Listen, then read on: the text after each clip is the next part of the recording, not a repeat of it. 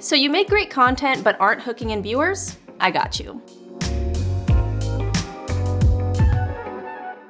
When it comes to video content, you've got 3 seconds or less to get a viewer's attention and keep them watching, and this can be a lot harder than it looks. Thankfully for all of us, CapCut has a few tools that make crafting engaging hooks easier than ever. I'm gonna show you 3 hooks that you can create during your edit to stop those scrolling thumbs and take your content to the next level. No crazy movements or yelling at your audience to get their attention required. But first, are you subscribed to CapCut's YouTube channel? If not, you definitely should be. We post a ton of tutorials for content creators, and you don't want to miss a thing. Okay, now that you're subscribed, we can open the mobile app and get into it. Animated hooks always stop me in my tracks because they create visual interest from the jump. They're also highly customizable, so you can really adjust your hook to align with your specific look and feel. For my hook, I want to animate good morning. This is for a morning routine vlog, and I just think it adds a cute extra element. Step 1 is writing my text. You can use any app that allows you to draw, and you're gonna screen record yourself as you draw. Pro tip, if you're bad at drawing with your finger and don't have a stylus,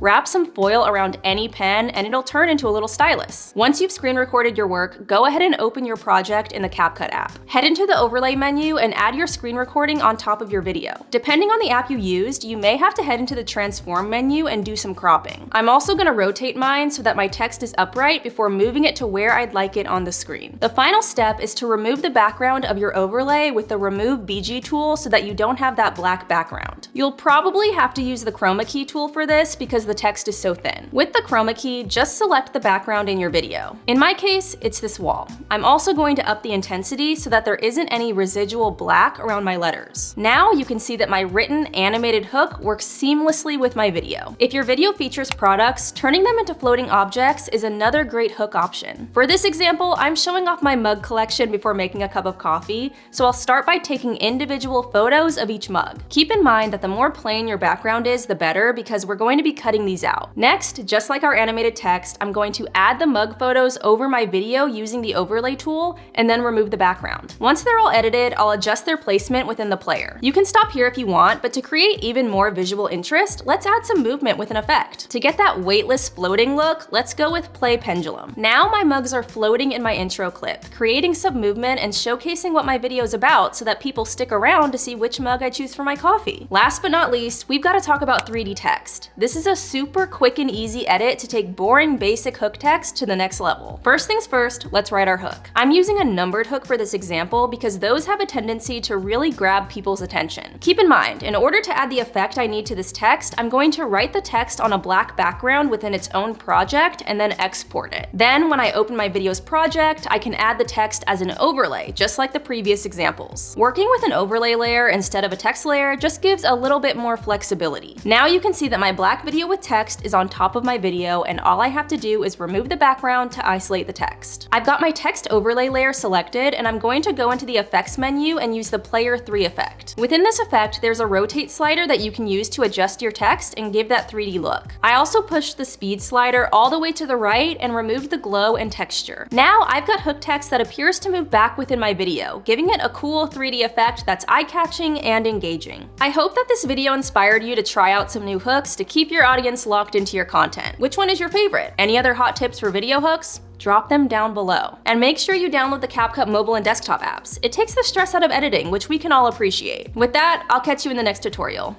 Bye.